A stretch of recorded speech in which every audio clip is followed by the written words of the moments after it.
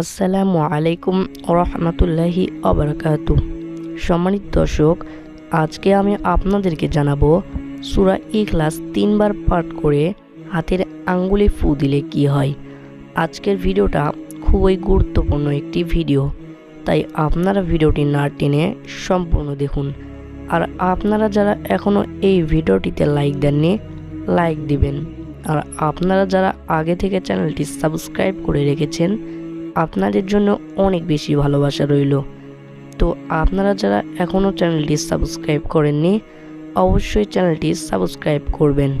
সম্মানিত দর্শক, যদি আপনারা সূরা ইখলাস 3 বার পড়ে হাতের আঙ্গুলে ফু দেন, তাহলে কি হবে এটা আমি আপনাদেরকে বলছি। আর আপনারা অবশ্যই কমেন্টে 3 বার আমিন লিখবেন।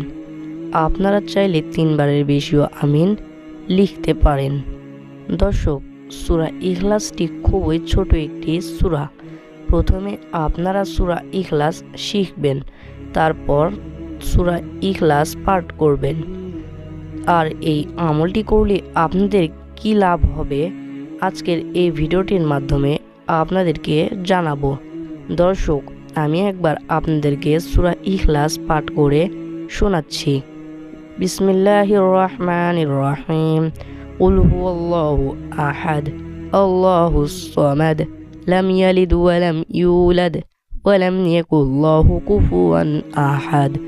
এভাবে আপনারা 3 বার সূরা ইখলাস পাঠ করবেন। তো তারপর কিভাবে এই আমলটি করবেন, আর এই আমলটির কোনো নির্দিষ্ট সময় নেই। যে কোনো সময় আপনারা ওযু করে পবিত্র অবস্থায় 2 রাকাত নফল নামাজ পড়বেন। যারা 2 রাকাত নফল নামাজ পড়তে পারেন না, তাদের কোনো সমস্যা নেই, পড়তে হবে না। আপনারা জায়নামাজে বসে হাত তুলে 3 বার ইস্তেগফার আদায় করবেন।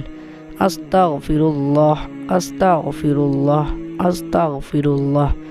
তারপর 3 বার দরুদ শরীফ পাঠ করবেন।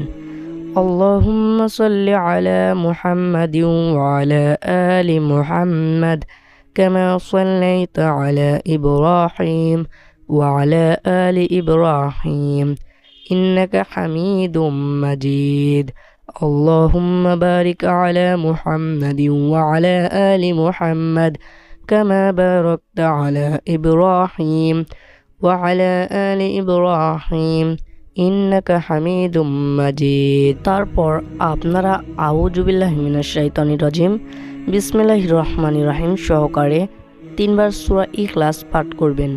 আমি একবার পাঠ করে শোনাচ্ছি।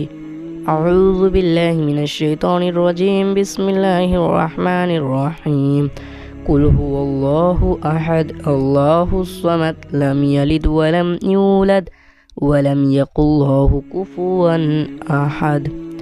এভাবে আপনারা 3 বার সূরা ইখলাস পাঠ করে হাতের আঙ্গুলে 3 বার ফু দিবেন। তারপরে আপনি আবার 3 বার দরুদ শরীফ পাঠ করবেন।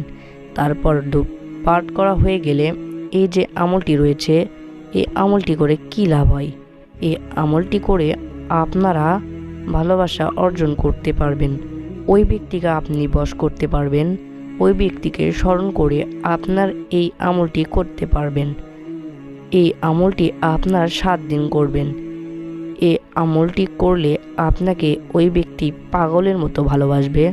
তো যে কাউকে আপনি বাধ্য করতে পারবেন, বশ করতে পারবেন এই আমলটির দ্বারা। তো আশা করছি আপনারা বুঝতে পেরেছেন। প্রিয় দর্শক, এই ছিল আমাদের আজকের ভিডিওটি ভালো লাগলে অবশ্যই চ্যানেলটি সাবস্ক্রাইব করবেন। আসসালামু আলাইকুম ওয়া রাহমাতুল্লাহি ওয়া বারাকাতুহু।